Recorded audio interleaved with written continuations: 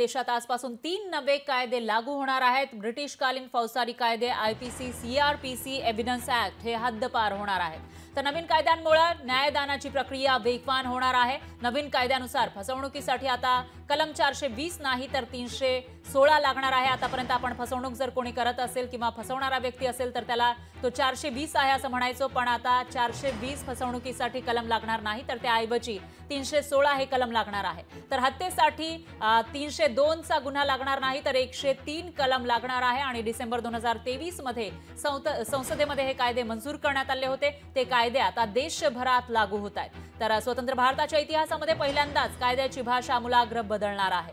हे कायदे नेमके कोणकोणते आहेत ते बघूयात ग्राफिक्सच्या माध्यमातून। तर ब्रिटिश काळापासून जे काही कायदे सुरू होते त्याच्यामध्ये फौजदारी कायदे आहेत ते बदलत आहेत। भारतीय न्यायिक संहिता आयपीसीची जागा घेईल। आयपीसी ऐवजी भारतीय न्यायिक संहिता हे वापरलं जाईल। तर भारतीय नागरी संरक्षण संहिता सीआरपीसीची जागा घेईल। आतापर्यंत सीआरपीसी वापरलं जात होतं।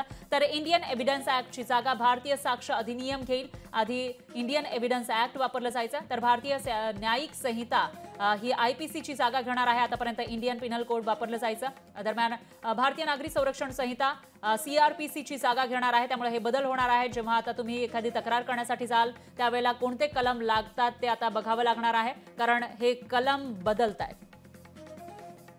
ये 3 जो नए कानून हैं जो क्रिमिनल जस्टिस सिस्टम से जुड़े हुए हैं, तो आईपीसी की जगह भारतीय न्याय संहिता, सीआरपीसी की जगह भारतीय नागरिक सुरक्षा संहिता और इंडियन एविडेंस एक्ट की जगह भारतीय साक्षी अधिनियम, ये तीनों कानून 1 जुलाई से लागू हो जाएंगे।